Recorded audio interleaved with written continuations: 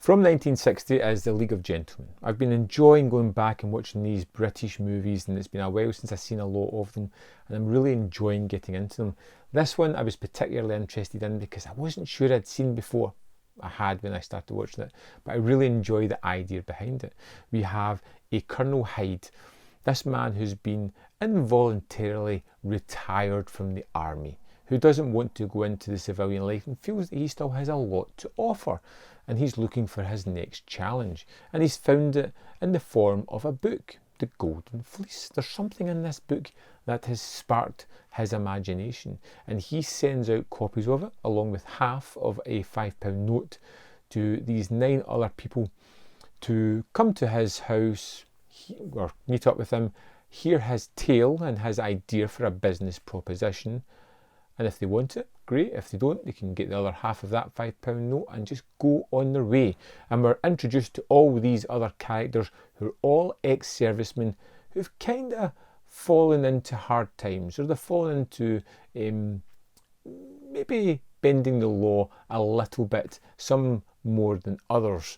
And they are brought together by this Colonel Hyde, who sits them down, asks them about the book, and says to them, "Didn't it spark your imagination?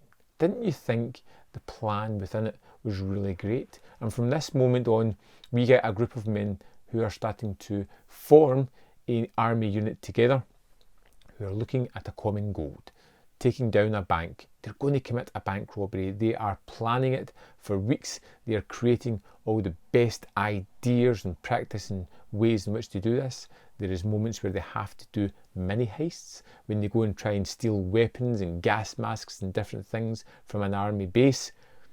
And it's a really good heist movie. I love a lot of the characters on show here. The performances from the actors are just wonderful and pitch perfect, and you get great actors like Jack Hawkins, Nigel Patrick, Richard Attenborough. They all show up and they all do very different work, but it's all very interesting, and you get to see these people who were once in the army, who are now living civilian lives but aren't fulfilled by it, falling easily back into that regimented routine and both moaning about it but secretly enjoying it as they plan towards their biggest mission as yet. The one thing I do have a problem with in this one is the end of the movie. The way everything wraps up, the way it all kind of finishes, was not to my liking. I wanted a specific ending. I can't talk about the movies I would want, but I did want a particular ending, and I don't want to spoil it for you.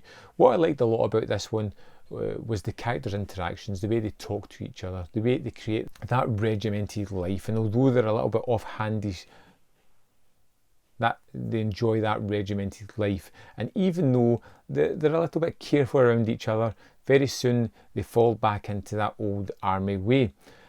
I loved the kind of mini heist on the army base, that kind of test run to see that they could do it, and the way that they roll with the punches, solve little problems that arise during there is great, and it gives you an idea that they can work together, they can work as a team, they're intelligent enough and smart enough to deflect the attention onto another possible suspect as well.